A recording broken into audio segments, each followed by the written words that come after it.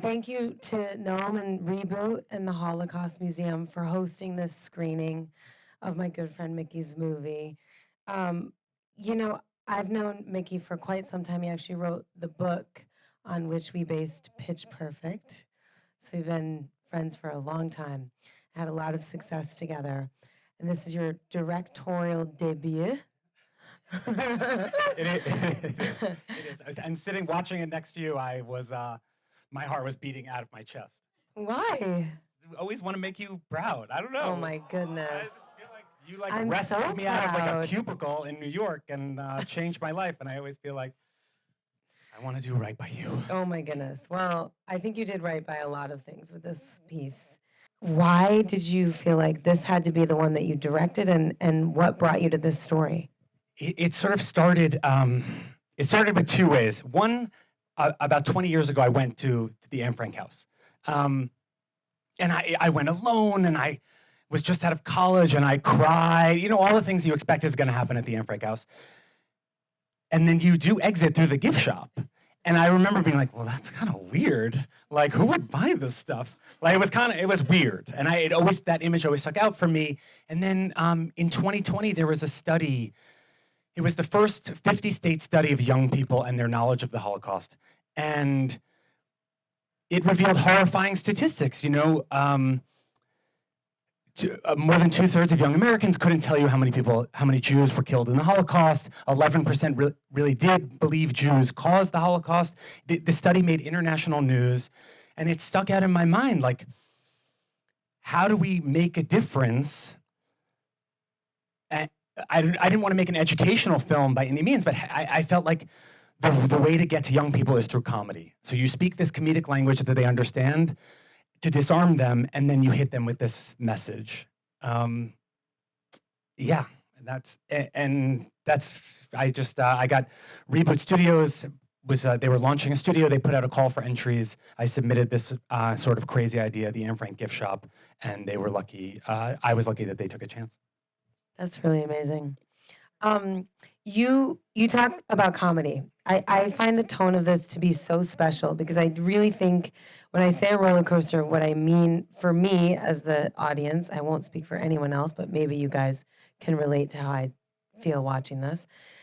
It is very disarming. You're like, okay, you know, you're involved with the characters for a minute. You're trying to understand what's going on for them, which is that I love that it's like, well, everyone's just living their lives, you know? Like, that's one of the things I think is really important about this, is like, it actually did take everyone in the piece, that this is an opportunity for them to pause and really think about, you know, Anne Frank and the museum. And you're laughing until the moment when I really think there's like a wave of emotion, right? And then you nail us with the biggest joke in the entire piece, which is that that's not actually her grandmother. She really just wants to influence people. When I was writing it, I felt in the middle of the movie, we needed a huge laugh. Because of course you're listening to that story and you're thinking, okay, so here's the emotional moment. And I played with it in the editing room a million ways. There was music under it at one point, and then it felt you couldn't come back from it. But I knew I wanted to hit you emotionally, but then have a laugh so that you were really pulled back, and then we could really get the rest of the information in. But the craziest story of all, listen, everything in the movie is true. The Condé Nast Traveler joke, I mean, all the things in the movie are true. And that long story about Sally Frischberg is a very true, very sad story that I found while I was researching it. I went on YouTube. There was a UCLA talk with Sally Frischberg and her granddaughter, and I was so moved by it. And I was like, oh, I'll put this in. This will be funny. Fast forward all this time. We're promoting the movie. We send it here to the museum. We were going to do an event. We're going to donate some proceeds from this event to the museum. We want to share the movie with you. And this woman from the museum writes, and she says, OMG. And I was like, oh my God. OMG good, OMG bad. Like, this kind of place. She said, Sally Frischberg's granddaughter works at the museum. Sally Frischberg's granddaughter, Fanny, she was supposed to be here tonight. She unfortunately had a death in the family. but I couldn't believe it. I almost fell out of my chair. And she, thank God, loved the movie. She shared it with her grandmother. We have an amazing video of Sally watching the movie. And at the end of the story, she says, "That's not my granddaughter." And then she reveals, she's, okay, I saw it on YouTube. And Sally laughs, the biggest laugh. And it was just the small worldness of it was mind-blowing. I couldn't believe it. It was wild. Can you talk a little bit more about the research? What did you not put? You must have been overwhelmed, frankly. Yeah, I did a ton of research. Of course, I started with the book. And then there was a Rolling Stone article about young people dressing up as Anne Frank on TikTok and how that was like trending on TikTok. I did tons and tons and tons of research. I had a professor who I sent multiple drafts to for accuracy. And then really the things that I started to take out was anytime it felt too educational, which is sort of one of the things I learned from you, which was going back to the humor. You have always comedy first, and then the rest will come. And then I started to take out some jokes, not because any one joke was more offensive than the other, but it was like 3 in a row somehow felt like too much. Too much. That's probably good. Yeah, I think for sure good. Better to err on the side of caution with the Holocaust. I think comedy, I think, makes information really sticky, right? It puts it in your brain in a way because you're having a physical reaction of laughter in this experience. And so it allows your body to sort of take in information. I find a little easier. So I love that's the tone you chose to sort of convey all of this. Can we talk, because we are in Hollywood and you made this thing, a little bit about, I think people love to know how. I think you sent the script. How long did you have the script before you figured out how it was going to get financed? How did you get these collaborators? You have such recognizable people. Kate Burton's in the thing. It's amazing. We got so lucky in so many ways. I always say that making independent film is a game of chicken. You just say, we're shooting on December 10th and 11th, and you're just telling people, like, we don't have the money, we don't have the cast, but you just keep saying, like, no, we're shooting on December 10th and 11th. And then, we had a small bit to start with. I went back to Reboot and said, hey, like, this is your first thing, pony up. If you really believe in it, I'd like a little more money. So they got a little more. And then I sent it to the script to a bunch of people. Everyone says, oh, of course, I have so many people I'm going to send this to. And then you never hear back from any of those people. But one person sent it to a woman, Jane Sinisi in New York, who is the granddaughter of Holocaust survivors. She's a film producer in her own right. And she read it, and she said, I'll give you a third of the money, which was huge to me at the time. And also that she was the granddaughter of Holocaust survivors. She was the first person who told me it was funny. She's like, you can make an escape room joke in a story about Anne Frank, and it's funny, which was also a huge relief. And then the last third, I said, okay, we're going to lose the date. We're going to lose the location. We're going to lose the actors. So I'll put up the final third, and I'll trust that I'm going to get it back later, which thank God through grants and things we did. And my husband is an actor, and he's in the film. He's in the back, Jason Butler. He plays the guy who runs the meeting. He's in a mask because he's working next week and can't get sick. But he, through a lifetime of working, knows actors, and we sent it to people. Ari Grainer said she would do it, and then the pieces fell into place. But we got so lucky with the cast. And we shot in 2 days here in LA. Did your connection as a Jew to the material, is that partly why you felt like this had to be something that you needed to direct? I felt strongly as a Jewish person. When I read those statistics, I was horrified. I was really, and it's only sadly become more timely since. I keep saying at these events, the events of the world lately have reminded people what is at stake. So it did feel important, and I also feel very grateful for events like this. We had an event. Steven Spielberg's family has a kosher restaurant, the Milky Way. I don't know if anyone has been in Beverly Hills, or Pico Robertson. Food's delicious, A+ latkes. But we had an event there and a screening of the movie, and it was the first time I had been in a group of people since the events of October 7th, and when they say the Kaddish at the end, it was very cathartic. I mean, people were crying. I was crying. I feel like we didn't have a chance to grieve. I feel like this thing happened, this terrible thing, and we were immediately on the defensive. And I felt very lucky then and tonight and at all of these events to be together and to hear this prayer. I think there's something really powerful about those words that we grew up hearing and then hearing them again now. I am grateful to you for inviting me here because, yes, as my husband and I also since 10/7 have really been seeking a sense of community and just a way to honor our Jewish heritage. And, you know, for our kids, my son is literally studying for his bar mitzvah right now. How's it going? He was chanting earlier. I don't know. It's going okay. Say it's going okay. You know, I'm not like in there like, how's it going? But he's doing it in March. He's doing it. It's going somehow. So I also really appreciate that this, you know, this is happening now. I have a question for you. So you went at this, you could have written about Anne Frank and the, you know, the gift shop and the issues of the gift shop. I love that you made this kind of about marketing the Holocaust, right? Like marketing and how everything is sort of about messaging. You know, talk to me a little bit about what you wanted to say. It seems like you believe strongly that reaching young people, especially, which, as you say, was a problem you're trying to solve as an artist, was first about comedy, but like, do you believe like you got to do TikTok? Like, I love the cat at the end. Some of these ideas, I'm like, they're not bad. Like we should. Which also, like, we did ultimately share it with the Anne Frank House. I got an email one day on LinkedIn. We were lucky. We got some early press, and I just got a random message on LinkedIn from the head of the communications office at the Anne Frank House in Amsterdam. And it said, you know, we have been reading with great interest this movie, you know, we would like to see it. And I was just like, I like your accent. Yes, I am available.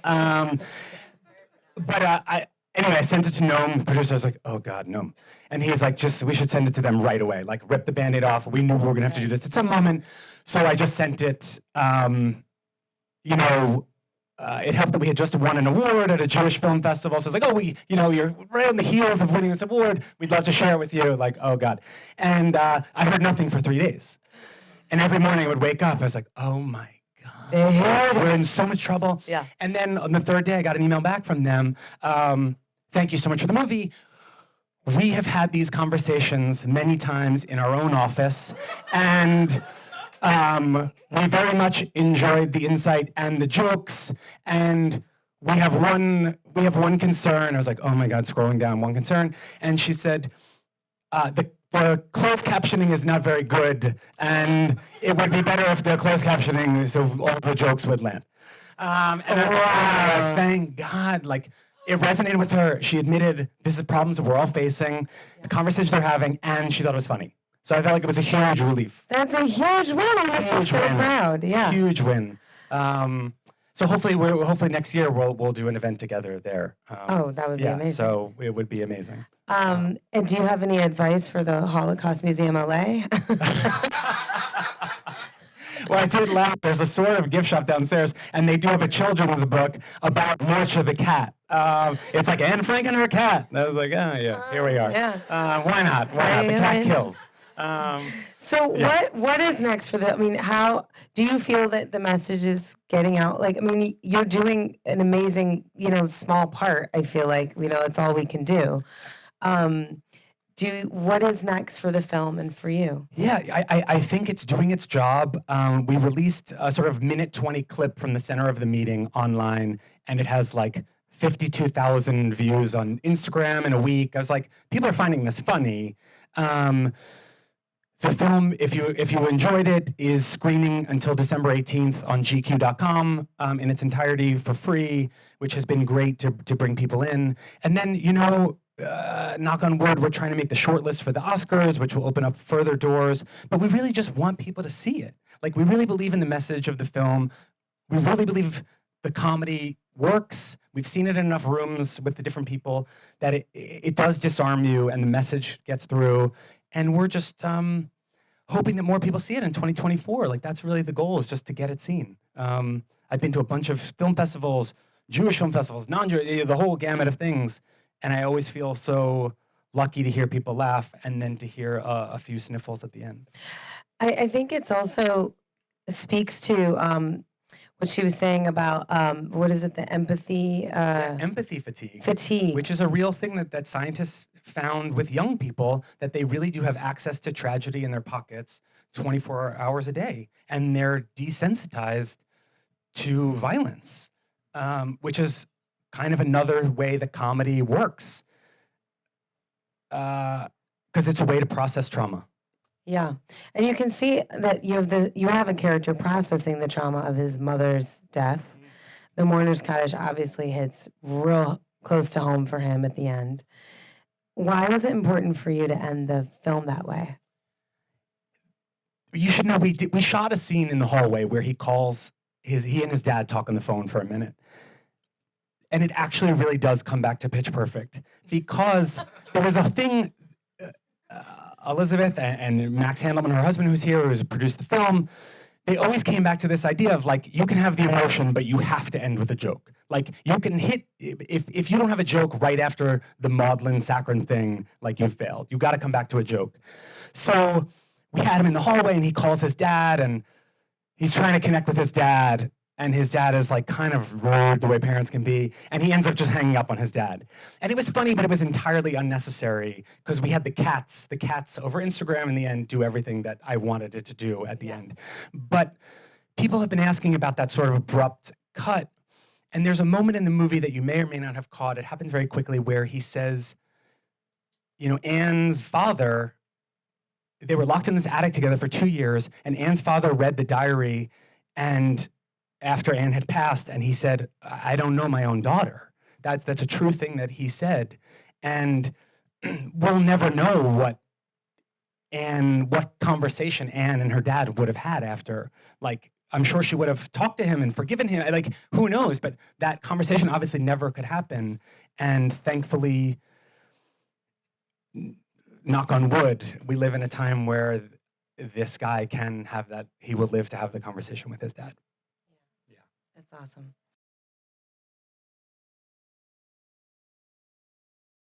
We've talked all about that. We're sort of like getting through this phase of the initial launch of the film and festivals and all that, and then have talked about developing a sort of curriculum around it where we can go to college campuses and high schools and screen it and have a, you know, sort of curriculum to discuss after. Do you hate influencers, or are you? My thing about the influencer is I think she's actually the smartest person in the room. Yeah, she kind of is. Like, which is kind of, we got so lucky with Mary Beth Barone, who plays her. She was the last part we cast, basically because I don't know 29-year-old people at this point. I knew one amazing comedian who was unavailable because she was shooting a TV show that weekend. Anyway, but Mary Beth is a stand-up comedian. She was on Jimmy Fallon. She, like, destroyed on Fallon. She's an amazing young comedian. But I talked with her about it, you know, whispered in her ear beforehand, like, don't forget, you're the smartest person in the room. Like, you speak the language, you have the ideas, like, never forget that you're right. Yeah, she's great. She's fantastic. Yeah, go ahead.